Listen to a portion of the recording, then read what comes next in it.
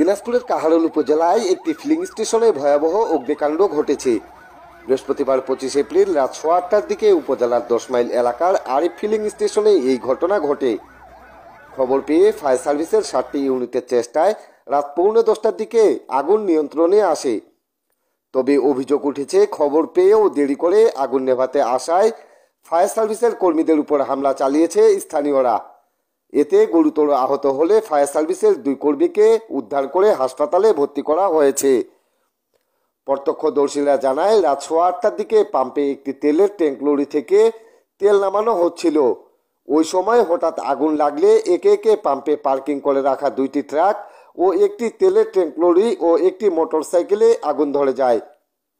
পরে খবর পেয়ে ফায়ার সার্ভিসের 7টি ইউনিটের সদস্যরা ঘটনাস্থলে পৌঁছলে ঘণ্টাখানেকের বেশি সময় ধরে চেষ্টার পর আগুন নিয়ন্ত্রণে আনতে সক্ষম হয়। তবে এর মধ্যে দেরি করে আসার অভিযোগে বিক্ষুব্ধ জনতা ফায়ার সার্ভিসের একটি গাড়িতে হামলা ও ভাঙচুর চালায়। এতে ফায়ার সার্ভিসের 2 জন কর্মী আহত হয়। কাহারোল উপজেলার নির্বাহী কর্মকর্তা আমিনুল ইসলাম ঘটনার সত্যতা নিশ্চিত করেছেন। তিনি জানান, দিনাজপুর সদর, কাহারোল, বীরগঞ্জ ও সৈয়দপুর ফায়ার সার্ভিসের মোট 7টি ইউনিটের চেষ্টায় আগুন নিয়ন্ত্রণে আসে। এছাড়াও বিক্ষুব্ধ জনতার হামলায় কয়েকজন ফায়ার সার্ভিসের কর্মী আহত হয়েছে। তাদের মধ্যে 2 জনকে Dinajpur M Abdur Rahim medical college হাসপাতালে ভর্তি করানো হয়েছে।